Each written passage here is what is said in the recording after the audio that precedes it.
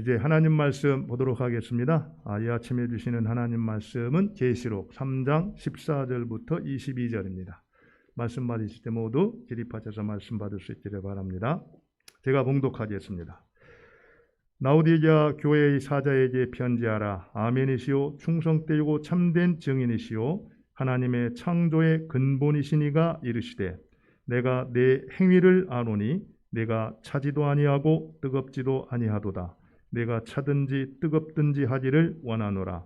내가 이같이 미지근하여 뜨겁지도 아니하고 차지도 아니하니 내 입에서 너를 토하여 버리리라. 내가 말하기를 나는 부자라 부유하여 부족한 것이 없다 하나 내 곤고한 것과 가련한 것과 가난한 것과 눈먼 것과 벌거벗은 것을 알지 못하는도다. 내가 너를 권하노니 내게서 불로 연단한 금을 사서 부유하게 하고 흰옷을 사서 입어 벌거벗은 수치를 보이지 않게 하고 안약을 사서 눈에 발라 보게 하라. 무릇 내가 사랑하는 자를 책망하여 징계하노니 그러므로 네가 열심을 내라. 회개하라. 볼지어다 내가 문 밖에 서서 두드리노니 누구든지 내 음성을 듣고 문을 열면 내가 그에게로 들어가 그로 더불어 먹고 그는 나와 더불어 먹으리라. 이기는 그에게는 내가 내 보좌에 함께 앉게 하여 주기를 내가 이기고 아버지 보좌에 함께 앉은 것 같이 하리라. 귀 있는 자는 성령이 교회들에게 하시는 말씀을 들을지어다. 아멘.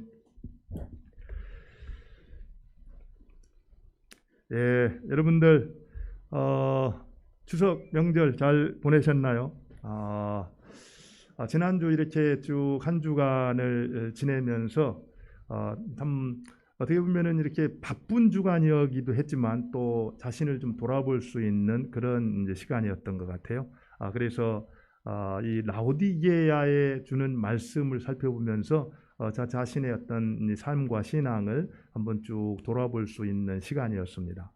이 진지한 성찰이라는 것은 늘 영적인 유익이 있는 것 같아요. 그래서 이 시간에도 라오디게아 교회에 주는 말씀이지만 하나님께서 우리 교회에 주시는 말씀이다. 이렇게 생각을 하면서 한번 우리 교회의 그 지난 시간 또 지금의 현실을 돌아보는 그런 시간이 됐으면 좋겠습니다. 여러분들이 이제 오늘로써 이 주님께서 아시아 7개에 주셨던 말씀 이제 마무리를 하겠는데요. 마지막으로 라오디게아 교회에 주시는 말씀입니다. 그렇다면은 라오디게아 교회가 어떤 도시에 있었는가? 라오디게아라는 도시는 어떤 도시였는가? 한번 먼저 살펴보죠. 우리가 잘 아는 대로 이 라오디게아는 소아시아의 어떤 동서로 가르는 교통의 어떤 요충지에 이렇게 위치하고 있었습니다. 라오디게아라는 도시를 몇 가지 특징으로 설명을 하면은요. 첫 번째는 라오디게아는 이 금융과 이 상업의 중심지였습니다.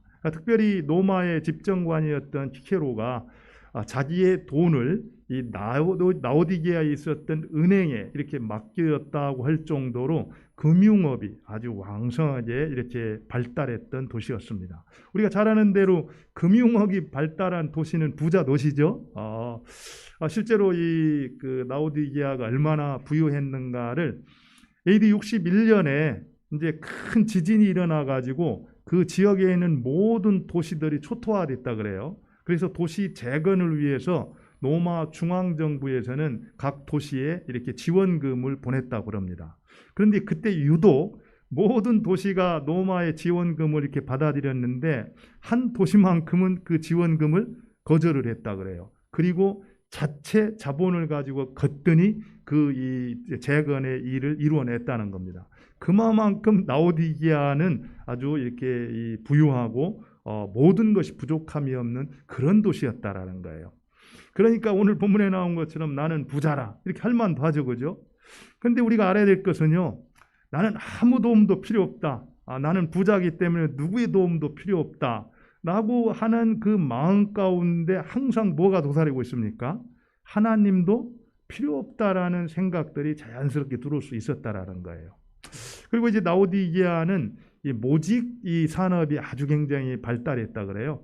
실제로 이제 양을 방목해서 키우는 일들이 그쪽에서는 이렇게 좀 많았는데 그쪽에서 생산되는 이 울이 이 모직이 양모가 아주 굉장히 부드럽고 좋았다 그럽니다. 그래서 특별히 이제 검은색 이 자주 양모 이것이 굉장히 이제 유행을 했었는데 그 라오디게아에 살고 있었던 사람들은 그 옷을 입고 굉장히 자랑스러워했다 그래요. 그러니까 아마 오늘 본문에 보면은 이제 그런 옷을 이렇게 잘 차려서 입고 다니다 보니까 너희들의 벌거벗은 것을 이제 하나님이 지적할 때 그런 것을 깨닫기가 어려웠을 거다 이렇게 생각할 수도 있죠. 또 그리고 이 라오디게아는 무엇보다도 의학의 중심지였다고 합니다. 의학의 중심지.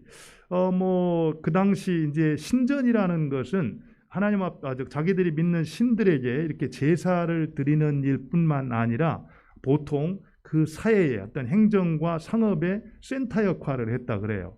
근데 이 라오디게아에 있었던 이 신전이 어떤 신전이냐면은 아스클레피오스 신전이라고 치유의 여신, 이 치유의 여신을 이제 섬기는 신전이었는데 그곳에는 유명한 뭐 메디컬 스쿨이라고 말하는데 뭐 의과대학이라고 볼 수도 있겠죠. 그런 것들이 있어가지고 거기에서 많은 의사들이 그 당시 중동에 유행했던 눈병이 있었다고 합니다. 안질병이 있었는데 그 안질을 고치는 일을 위해서 굉장히 연구도 많이 했는데 거기에서 이 발견된 약이 뭐냐면은 이 부르기아 안약 이렇게 돼 가지고 그 당시 전 세계로 이제 아주 퍼져나갈 정도로 유명했던 안약을 개발해 가지고 공급을 했고 또 많은 사람들이 어떤 의학으로 이렇게 그 노력을 했던 그런 도시였다 그래요. 그러니까 사실은 금융업으로 막 돈도 많이 벌었고 또 어떻습니까? 또 이 그 안약이나 질병 고쳐 가지고서도 유명해졌고 또 그리고 또 직물 이 산업으로 인해서 막 이렇게 화려하게 부유하게 살았으니까 정말 부족한 게 없었겠죠. 본인들이 느꼈을 때 우리는 정말 부자다 느낄만 합니다. 그런데 이 라오디게아에 딱 한 가지 부족한 게 있었어요. 그게 뭐였습니까? 물이었습니다. 물. 사실은 물이 없었던 게 아니라 마실 물이 없었던 거죠. 그래가지고 라오디게아 이 도시는 이 동쪽으로 한 18km 떨어진 이 골로새 계곡에서 이 차가운 물을 끌어다 썼고요. 또 한 10km 떨어졌던 히에라볼리스 온천수 거기에서 뜨거운 물을 끌어다 이렇게 사용을 했다고 그럽니다. 그러면은 바로 이러한 라오디게아에 위치하고 있었던 라오디게아 교회 그 교회에 대해서 우리 주님께서는 뭐라고 말씀하시는가 이것을 우리가 한번 살펴보자는 겁니다.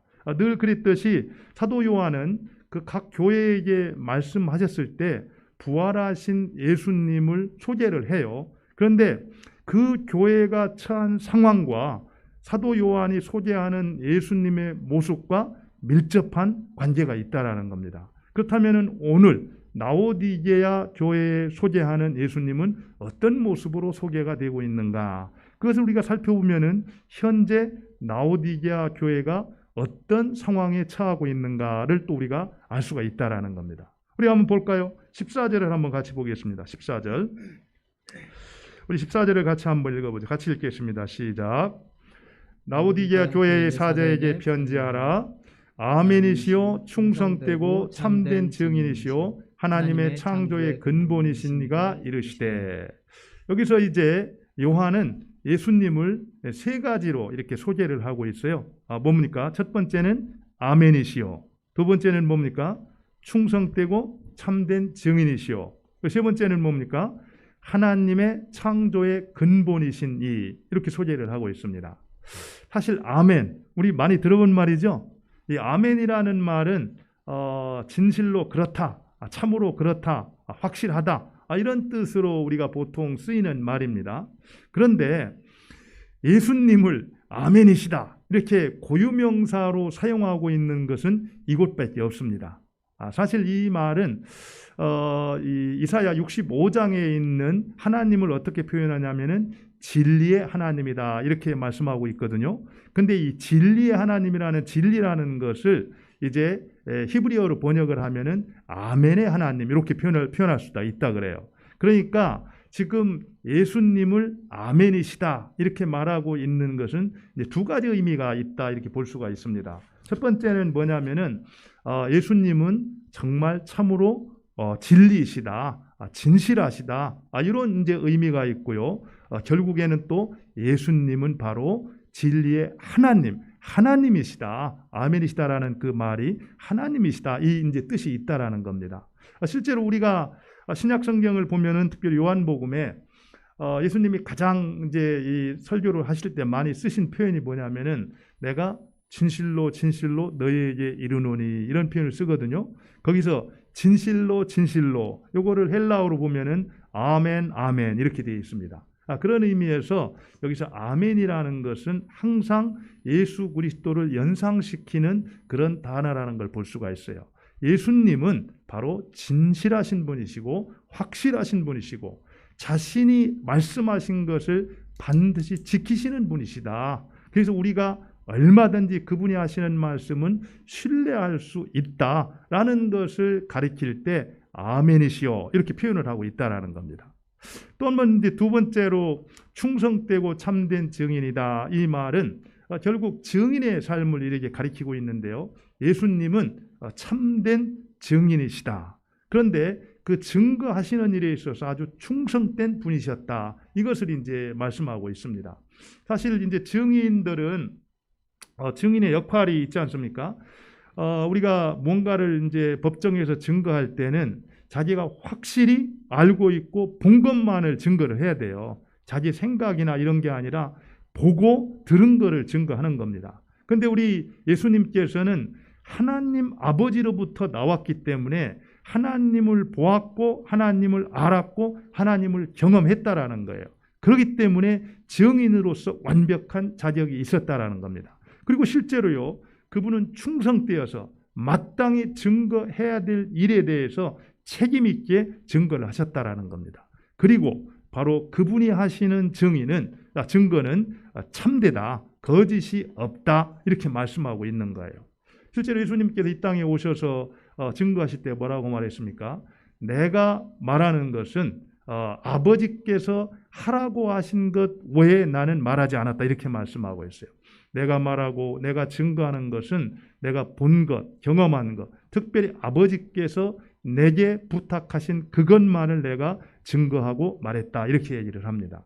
그런 의미에서 예수님은 증인에 있어서 모범이 되시는 충성되고 참된 증인이시다 이렇게 말하고 있는 거죠. 그리고 나서 이제 또 예수님을 하나님의 창조의 근본이시니다 이렇게 말하고 있는데 창조의 근본이 되신다. 이 근본이라는 말을 아르케 이런 표현을 쓰거든요. 이 말은 우리가 보통 1장 6절에서 말했던 것처럼 이제 알파와 오메가가 되신다라고 할 때 알파가 된다라는 뜻입니다. 모든 것의 기원이 된다라는 거죠. 그러니까 혹 가운데 피조물 가운데 그 첫 번째가 된다 이런 뜻이 아니에요. 모든 것을 존재케 하시는 그 근원이 되시는 창조주라는 겁니다. 피조물 가운데 가장 먼저 창조된 것 그것이 아니라 모든 피조물을 존재케 하시는 창조주로서의 근본이 되시는 분이다. 이 얘기는 무슨 얘기입니까? 바로 예수님이 창조주이시고 예수님이 만유의 주제가 되시는 분이다. 이 사실을 이제 가르쳐주고 있는 거죠. 그런데 왜 그렇게 이 요한은 예수님을 소개하면서 이런 표현을 쓰고 있는가? 그 얘기는요. 지금 이 라오디게아 교회가 아멘하지 않는 교회라는 겁니다. 다시 말하면은 하나님의 뜻에 대해서 동의하지도 않고 이제 진실하지도 않고 거기에 대해서 순종하지도 않았다라는 거예요.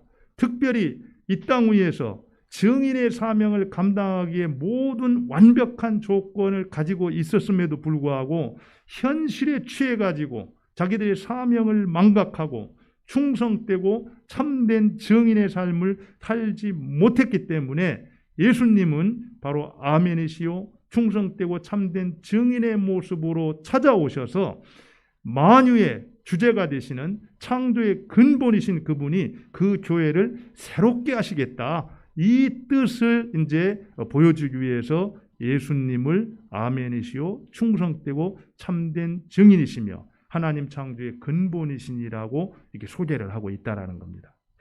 사실 이 말씀을 들으면서 우리는 어떻습니까? 정말 나는 아멘인가요? 하나님의 뜻에 따라서 동의하고 그 뜻을 이루는 일에 충성되고 참된 증인의 삶을 살고 있습니까? 그렇지 않다라고 한다면은 이 시간 우리 주님께서 주시는 그 메시지를 듣고 만물을 새롭게 하시는 창조의 근본이신 그 주님의 새롭게 하시는 은혜가 이 아침에 우리 가운데에도 있기를 원합니다. 그러면은요, 그 예수님께서 라오디게아 교회에 대해서 어떻게 평가를 하시는가를 한번 우리가 살펴볼 필요가 있습니다. 우리 15절을 한번 보죠. 라오디게아 교회에게 예수님은 어떻게 평가를 하는가. 우리 같이 한번 읽죠. 내가 내 행위를 아노니 내가 차지도 아니하고 뜨겁지도 아니하도다. 내가 차든지 뜨겁든지 하기를 원하노라. 예, 여기서 보면은 예수님이 뭐라고 평가를 하고 있습니까? 내가 내 행위를 아노니 내가 차지도 아니하고 뜨겁지도 아니하도다.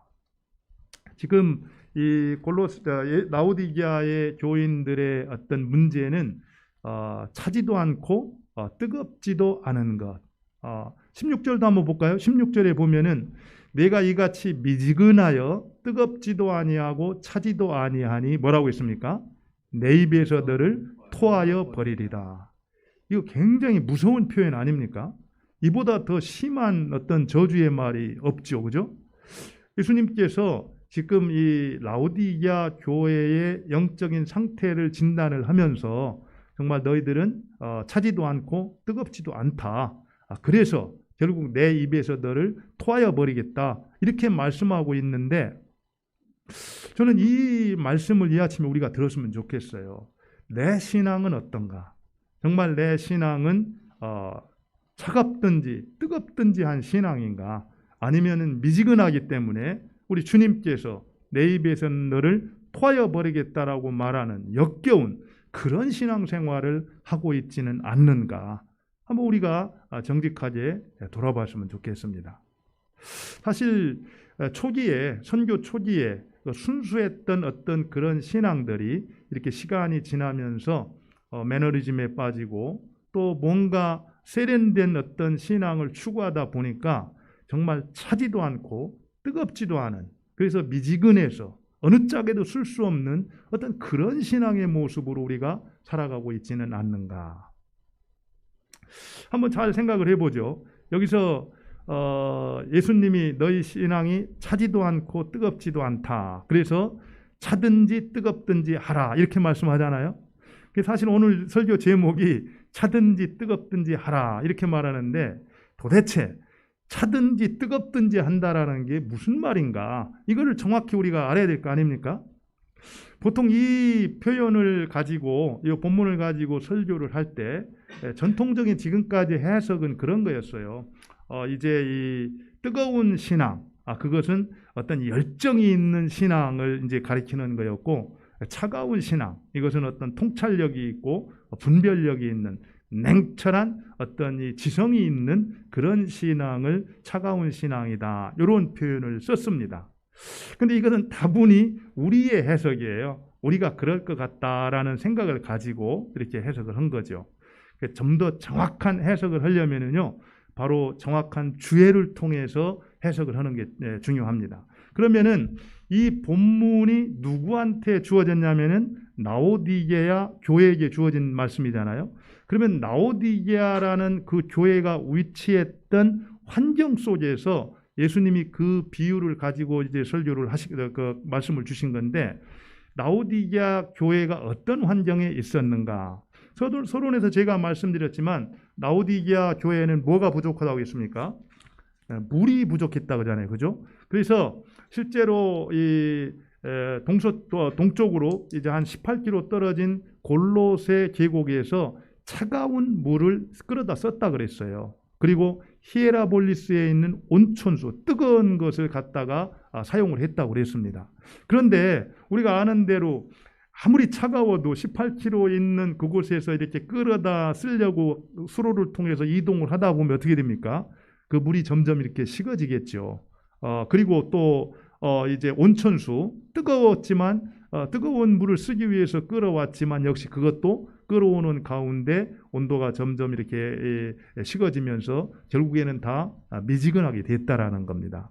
이제 그 사실을 염두에 두고 예수님이 말씀을 하시는 거예요. 그렇기 때문에 우리는 잘 몰라도 예수님이 차든지 뜨겁든지 하라 이렇게 말씀을 했을 때 라오디게아 교회의 교인들은 정확하게 알고 있었다라는 겁니다.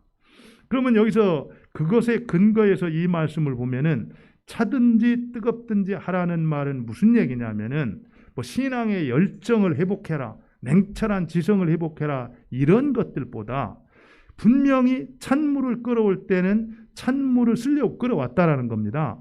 뜨거운 물을 끌어올 때는 뜨거운 물을 쓰려고 끌어온 거예요. 그런데 찬물이 차갑지도 않고 뜨거운 물이 뜨겁지도 않기 때문에 원래 쓰려고 했던 소용, 그 역할, 그 가치를 제대로 하지 못하기 때문에 아무짝에도 쓸모없는 것이 돼버리고 말았다라는 거예요. 심지어요, 그 당시에 이 물이 이렇게 이동을 해왔는데 당시 그 라오디게아에서는 이제 뭐 서로에서 말씀드렸지 직물 산업이 유명했다고 했잖아요, 그죠? 그러니까 직물을 만들기 위해서 폐수를 버렸는데 그런 것들이 이제 물로 이렇게 들어가 가지고 오염이 됐고 또 이 신전에서 뭐 이제 그 아스클로피오스 신전은 치유의 여신이라고 해서 많은 병자들이 각지에서 이렇게 몰려 들어 가지고 그 신에게 제사를 드렸다는 거예요. 그럼 신에게 제사를 드릴 때 뭐 하십니까? 동물의 어떤 잡아가지고 드리잖아요.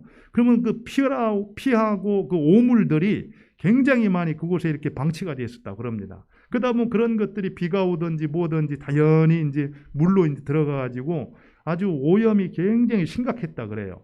그러니까 먼 곳에서부터 이렇게 이동하는 가운데 물이 식어가지고 미지근해진 것도 문제지만 거기에 주위에 있었던 오염수가 들어가가지고 오염이 되었기 때문에 그 미지근하고 오염된 물을 마셨을 때는 아주 극도로 구토가 나는 그런 증상들이 발생을 했다라는 겁니다. 그러니까 아무짝에도 쓸모없는 물이 되고 말았다라는 거예요.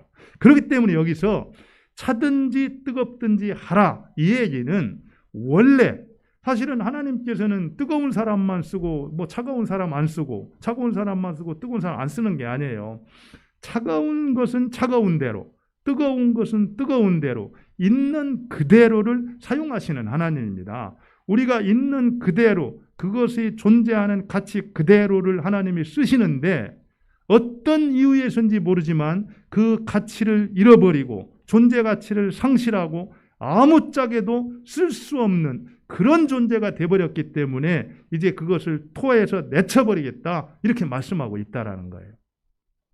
그러면 우리가 어떻게 해서 이렇게 전혀 존재 가치가 없고 쓸모없는 전혀 이 세상에 영향력을 끼칠 수 없는 그런 존재로 떨어지고 말았는가 이걸 한번 생각을 해볼 필요가 있다라는 겁니다. 사실 저는 이 말씀을 준비하면서 현재 우리 교회가 처한 어떤 실상과 별반 다르지 않는가. 세상에 전혀 존재 가치를 이제 주지 못하고 영향력도 주지 못하고 오히려 발에 밟히고 이렇게 참 조롱당하는 그런 상황에 있지는 않지 않는가요? 저는 이 말씀을 준비하면서 마태복음 5장 13절 말씀이 생각났어요. 너희는 세상의 소금이다 라고 말씀하고 뭐라고 했습니까? 만일 소금이 맛을 잃으면 어떻게 한다고 했어요? 맛을 잃으면 밖에 버리어 사람들에게 밟힐 뿐이다 이렇게 얘기를 했습니다. 근데 우리가 아는 대로요. 소금이라는 것은 염화나트륨이잖아요. 염화나트륨은 이 어떤 이 염기 구조 가운데 굉장히 견고한 그런 구조를 갖고 있기 때문에 냉큼해서 그 맛을 잃어버릴 수가 없다고 그럽니다. 그런데 왜 예수님께서는 맛을 잃으면은 이제 밖에 버리고 사람들에게 밟힌다라고 말씀했을까? 소금이 어떤 때 맛을 잃을 수 있습니까? 사실은 여기서 맛을 잃는다라는 것은 원래 그 어떤 이 기능, 소금의 맛을 잃는다라는 것보다 소금으로서의 기능을 할 수 없는 그런 상태가 된다라는 의미를 갖고 있어요. 그러면은 소금이 어느 때 제 기능을 발휘할 수 없고 이제 이 역할을 할 수 없습니까? 뭐 다른 게 없어요. 더럽혀지고 오염되면 쓸모가 없습니다. 여러분들 소금을 음식에 넣어서 맛을 내려고 그러는데 소금이 오염돼 가지고 더럽혀 있으면 그걸 쓸 수 있습니까? 또 이 소금을 통해서 뭔가를 이렇게 변치 않도록 부패를 방지하기 위해서 넣고 싶은데 그게 오염되어 있고 더럽혀 있으면 그걸 쓸 수 있나요? 쓸 수가 없다라는 겁니다. 결국에는 더럽혀지고 섞여 있을 때 결국에는 소금은 아무짝에도 쓸 수가 없다라는 거예요. 이게 무슨 얘기입니까? 사실 예수님께서 찬 것은 찬 거대로, 뜨거운 것은 뜨거운 대로 가치가 있고 그 소용에 합당하게 쓰려고 했는데 뜨겁지도 않고 차지도 않고 미지근하게 돼가지고 아무짝에도 쓸모없는 존재 가치가 없는 그런 교회, 라오디게아 교회에 대해서 지금 책망을 하고 있단 말이에요. 그렇다면 우리 교회가 정말 하나님 앞에서 있는 그대로 쓰임을 받아야 되는데 왜 제대로 쓰임을 받지 못하고 전혀 존재 가치를 이렇게 발휘하지 못하고 영향력 없는 그런 존재가 돼버렸는가? 사실 우리가 한번 정직하게 돌아보면은요, 사실 요 라오디게아 교회가 그렇게 됐던 데는 이유가 있어요. 그 당시에 우리는 부요해서 부족한 것이 없다라고 했잖아요. 그리고 실제로 당시에는 팍스 로마나에서 로마의 평화라는 게 그 지역 전체를 휩쓸었을 때였습니다. 그러니까 이 외적으로 부족한 것이 없었고 실제로 팍스 로마라는 그 시대 가운데에서 정말 평화의 어떤 번영을 부과할 때 세상과 짝하여서 편안함에 이제 안주하고 빠져가지고 자기들의 사명을 잊어버리고 자기들의 정체성을 상실하고 정말 무엇을 위해서 살아야 될지도 모르고 세상과 함께 짝이 되어서 함께 가는 가운데 그들은 자기들의 존재 가치를 상실하고 말았다라는 거죠. 다시 말하면은 세상에 있지만 세상에 속하지 않은 자로 세상과 구별된 삶을 살아야 되는데 그러지를 못했다라는 겁니다. 세상과 같아지고 세상을 따라가는 그런 삶을 살다 보니까 전혀 세상에 영향력을 끼칠 수가 없었다라는 거예요. 실제로 사도 바울이 뭐라고 말합니까? 너희는 이 세대를 본받지 말라 이렇게 분명히 말씀하고 있습니다. 세상을 본받지 말라는 거예요. 세상과 같이 되지 말라는 겁니다. 너희들은 세상의 소금과 빛이기 때문에 세상과 구별될 때 세상과 차이가 있을 때 영향력을 끼치면서 역할을 해낼 수 있다는 거예요. 그런데 세상을 따라가고 세상을 닮아가고 세상과 같이 되었기 때문에 전혀 이제 존재 가치가 없다 이렇게 말씀하고 있다는 겁니다. 사실 우리의 신앙을 한번 돌아보면은 이런 부분들이 이제 우리 가운데 얼마든지 이제 발견될 수가 있어요. 어떤 면으로는요, 이렇게 정말 포용이라는 관대함이라는 그런 이유로 세상을 그대로 수용하는 경우도 있습니다. 사실 이번 이제 추석 때 이제 그 하영이가 이제 천주교의 어떤 인물에 대한 영화를 한번 보면서 잠깐 나눈 적이 있었는데 이제 그거를 이제 보면은 그런 내용이 나오거든요. 사실은 지금 천주교에서 선교 초기에 절두산 성지라는 게 있잖아요. 그래서 이 제사 문제로 인하여서 이제 그 신앙을 지키기 위해서 목이 잘리는 순교까지 했던 일들이 있었습니다. 근데 지금은 어떻습니까? 종교 다원주의의 영향으로 인해서 제사도 하나의 문화다. 그러면서 이제 수용하는 그런 이제 자세를 갖고 있잖아요. 이런 것들을 보면은요, 사실은 우리 가운데도 그런 부분들이 꽤 있는 것 같아요. 정말 진리는 진리인데 이 문화라는 이름으로 인해서 진리가 왜곡되어지고 또 우리 그리스도인들이 세상을 따라가는, 닮아가는 그렇게 되면은 세상과 부딪히지는 않겠죠. 어떻게 보면 세상 사람들이 좋아할 수는 있겠죠. 그러나 그런 삶을 가지고서는 세상에 영향력을 끼치고 하나님의 뜻을, 사명을 감당하기는 불가능하다라는 겁니다. 여기서 뜨겁지도 않다, 차갑지도 않다라는 것은 바로 그것을 말하는 겁니다. 우리가 세상과 다른 모습으로 있는 그대로 하나님께서 우리를 쓰시는데 우리가 그 자체로 살아가야 되는데 우리가 세상과 타협하고 함께하는 가운데 세상과 닮아갈 때 우리는 전혀 세상에 영향력을 끼칠 수가 없다. 이렇게 말을 하는 거죠. 그러면서 이제 차든지 뜨겁든지 하라 이렇게 말을 하고 나서 두 번째로 이제 책망을 하는 게 뭡니까? 17절을 볼까요? 네가 말하기를 나는 부자라 부요하여 부족한 것이 없다 하나 네가 곤고한 것과 가련한 것과 가난한 것과 눈먼 것과 벌거벗은 것을 알지 못하는도다 이렇게 말하고 있습니다. 분명히 본인은 나는 부자다 그래서 부족한 것이 없다 말하는데 예수님께서는 뭐라고 말하고 있습니까? 내가 곤고한 것과 가련한 것과 가난한 것과 눈먼 것과 벌거벗었다 이렇게 이제 말씀하고 있다라는 거예요. 그런데 그것을 그들은 어떻게 했다고요? 알지 못했다 이렇게 말하고 있습니다. 벌거벗은 것을 알지 못했다. 이 벌거벗었다라는 이 표현은 우상 숭배를 표현할 때 늘 같이 쓰는 표현이거든요. 그런데 지금 그들이 부끄러운 수치를 당하고 있으면서도 그 수치를 수치로 여기지 않았다라는 거예요. 이것만큼 참 비참하고 불쌍한 것은 없는 거예요. 사실 요즘에 이제 가진 사람들의 갑질 이런 것들이 굉장히 이제 사회에 대두되고 있잖아요. 사실은 보면은요 세상에 불쌍한 사람들이 아닙니까? 무슨 이유인지는 모르지만 어느 때 돈이 좀 있어가지고 돈을 좀 지고 있다라고 그래서 조금 이렇게 성실하게 살아가고 있고 하는 사람들에 대해서 함부로 대하고 이렇게 갑질을 하는데 그 갑질을 하면서도 자기가 어떻게 사는지를 모르는 거예요. 저는 요즘에 이제 경비원들을 함부로 대해가지고 정부원들이 이제 극단적인 선택을 한다든지 막 이런 것들을 보면서 참 마음이 굉장히 안타까운 생각을 해요. 그런데 그런 이렇게 함부로 한 다음에 잡혀가서도 자기들이 어떤 행위를 했는지 무슨 짓을 했는지도 모르고 부끄러움을 모르는 그런 것들을 볼 때 세상에 불쌍한 사람들이 그런 사람들이다 이런 생각을 했습니다. 여기서 지금 라우디의 교인들의 모습이 똑같았다라는 거예요. 자기들이 부끄러운 일을 행하고 있으면서도 불구하고 우리는 부자다 그러면서 전혀 그 부끄러움을 모르고 있었다라는 겁니다. 그런데 참 감사한 것은 우리 주님께서 뭐라고 말합니까? 그들에 대해서 책망만 한 것이 아니라 우리 한번 18절 볼까요? 18절을 한번 보겠습니다. 18절을 보니까 내가 너희를 권하노니 그러면서 이제 다시 권면을 하시죠. 정말 책망으로 끝나는 것이 아니라 그들이 다시 회복할 수 있는 방법을 가르쳐 주신다라는 겁니다. 뭐라고 가르쳐 주십니까? 내게서 불로 연단한 금을 사서 부요하게 하고 그 다음에 뭐죠? 흰옷을 사서 입어 벌거벗은 수치를 보이지 않게 하고 언약을 사서 눈에 발라보게 하라 이렇게 말하고 있습니다. 그래서 지금 그들의 문제는 세 가지예요.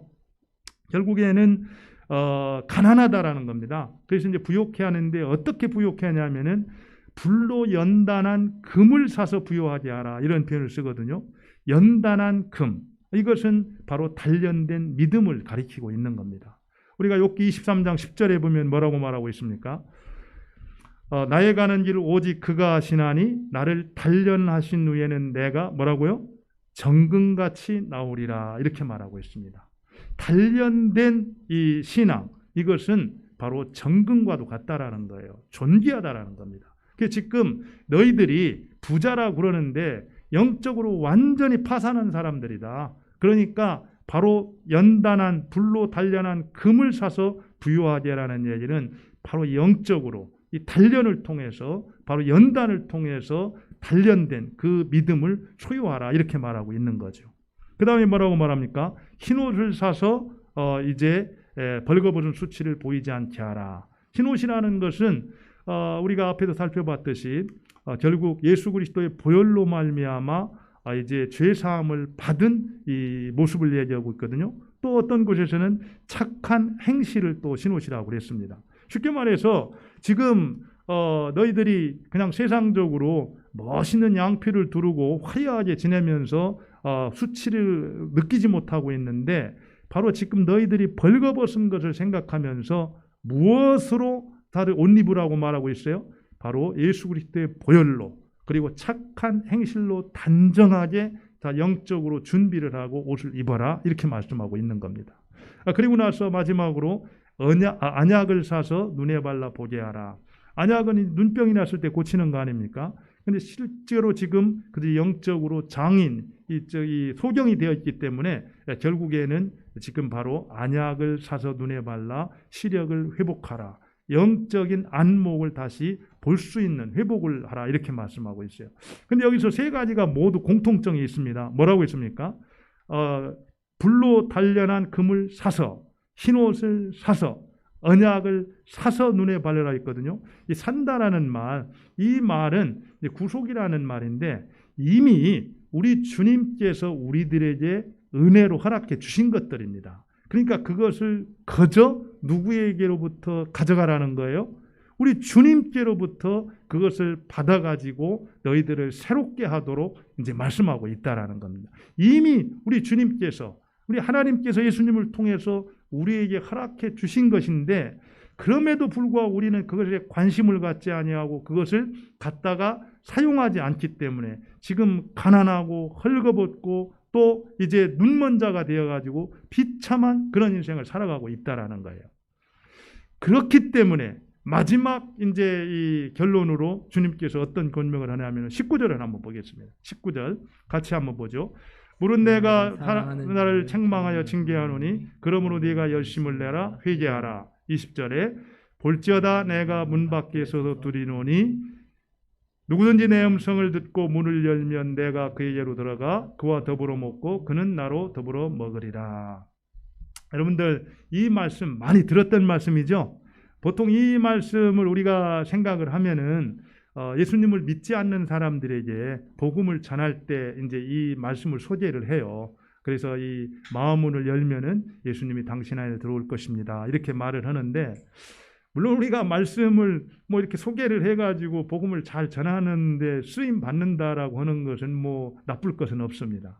그러나 이 말씀은 우리가 그렇게 쓰는 것처럼 믿지 않는 사람들에게 주는 말씀이 아니라는 거예요. 이미 라오디게아 교인들에게 주고 있는 겁니다. 그들은 하나님을 믿고 섬겼던 사람들이었어요. 그런데도 여전히 예수님을 문 밖에 세워두고 신앙생활했던 사람이었습니다. 앞에서 말했듯이 이미 하나님께서는 예수님을 통해서 영적으로 우리가 부유하고 영향력 있고 능력 있는 삶을 살 수 있는 모든 것을 다 허락해 주셨다라는 거예요.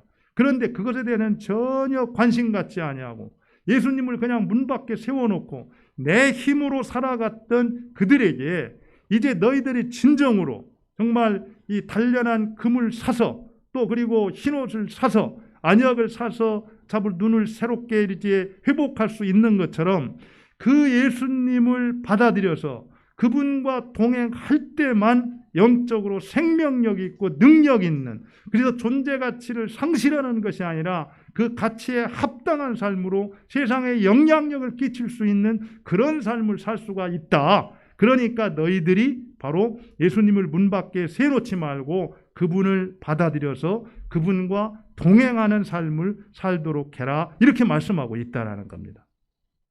한번 잘 오늘 이제 마지막으로 이 말씀을 한번 우리가 들었으면 좋겠어요. 정말 우리가 차든지 뜨겁든지 하라. 이 말씀을 통해서 정말 우리가 그리스도인으로서 우리 정체성에 합당한 삶을 살기 위해서 우리는 세상과 다르게 살아야 된다고 했습니다. 세상과 같아서는 안 된다고 그랬어요. 차이를 내는 그런 인생을 살아야 된다고 했습니다. 그런데 그런 인생을 살아낼 수 있는 근거, 바로 그 비결이 어디 있는가? 그건 다른 것이 아니라는 거예요. 바로 문 밖에 서 계신 예수님. 더 이상 우리가 그 예수님을 문 밖에 세워두지 말고 그분을 내 안으로 모셔들여서 그분과 동행하면서 그분의 인도를 따라 살아갈 때 우리는 세상에 영향력을 끼칠 수가 있고 주님께서 우리에게 부탁하신 증인된 사명을 능히 감당하며 살아갈 수 있는 존재로 살아갈 수 있다라는 겁니다. 혹이라도 지금까지 정말 내가 예수님을 믿고 신앙생활을 하면서도 내가 내 힘으로 지금까지 신앙생활을 했다면은 이제는 그것을 회개하고 돌이킬 수 있기를 바랍니다. 사실 오늘 본문에서 너희가 이제 뭐라고 했습니까? 열심을 내라. 그리고 뭐라고 했어요? 회개하라. 이 말씀을 이제 주잖아요. 요 말씀을 한번 제가 마무리할게요.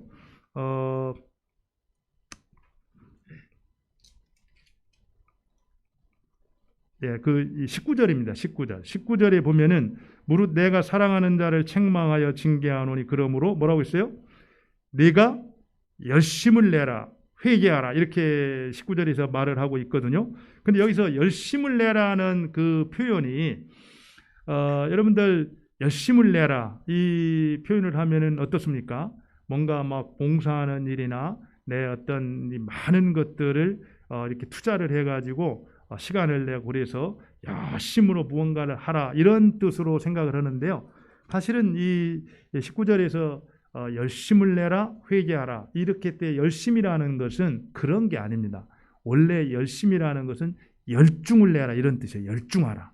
근데 좀 더 정확한 표현은 여기에서 질러스, 이 시기 질투라는 말이 나왔어요. 예수님께서 뭐라고 했습니까? 하나님은 나는 질투하는 하나님이다 이런 표현을 썼거든요. 그게 무슨 얘기예요? 하나님께서는 자기 백성을 자녀로 삼으시고 자기 백성들로부터 사랑과 예배를 다른 것에 돌리기를 원치 않았다 그랬어요. 왜냐하면은 그 배타적인 권리가 있기 때문에 내 백성이기 때문에 내가 그 너희들이 우상을 섬기는 거 나는 보면은 질투한다 이렇게 말을 했다는 겁니다. 이 라오디게아 교인들에게 열심을 내라 이 얘기는 열심을 내라는 것보다 열중하라 이런 뜻인데 열중하라는 것은 무슨 얘기냐면은 예수님 한 분에게만 집중을 하라는 거예요. 다른 신들에게 마음을 두지 말라는 겁니다. 그러니까 지금까지 너희들이 나를 믿는다라고 하면서도 나 없이 그냥 세상과 짝하면서 함께 살아가고 있다면은 그것은 회개해야 될 일이라는 거예요. 그리고 그 사랑과 그 예배와 그 마음은 예수님께만 돌리라는 얘기입니다. 지금까지 우리가 세상과 짝하면서 어떻게 보면은 이 돈과 하나님을 겸하여 섬길 수 없다 그랬는데 그저 돈도 섬기고 얼마든지 하나님도 섬길 수 있다 이렇게 생각했던 라오디게아 교인들, 그렇게 생각하고 살아가고 있는 우리 교회에게 우리 주님께서는 뭐라고 말하는 거예요? 하나님께만 열중하라 이렇게 말하고 있는 겁니다. 그리고 문 밖에 서 계신 그 예수님을 이제 더 이상 문 밖에 세워두지 말고 내 안으로 받아들여서 그 예수님과 동행하면서 그분의 인도를 따라 살아갈 때 바로 이 세상 가운데에서 우리는 하나님이 우리에게 부탁하신 증인으로서의 사명을 온전히 감당하면서 영향력 있는 그런 인생을 살아갈 수가 있다 이렇게 말씀하고 있다라는 겁니다. 이제 오늘 이 라오디게아 교회 주신 말씀을 생각하면서 우리가 한번 적용을 했으면 좋겠어요. 차갑든지 뜨겁든지 하라 이렇게 말씀했는데 이 말은 물론 이제 신앙의 열정을 회복해라 이렇게 말할 수도 있지만 그것보다는 우리가 세상과 짝하지 말고 차이가 있는 그런 인생을 살라는 겁니다. 변질되지 말고 우리 정체성에 합당한 그런 삶을 살라는 거예요. 그러기 위해서 우리에게 필요한 것은 예수님입니다. 예수님을 주님으로 받아들이고 그분과 동행하면서 그분의 인도와 지도를 받아 살아갈 때 우리는 그와 같은 삶을 능히 살아낼 수 있다라는 겁니다. 바로 그와 같은 은혜를 내게도 허락하여 주옵소서. 우리 같이 한번 합심해서 기도하도록 하겠습니다. 같이 기도합니다.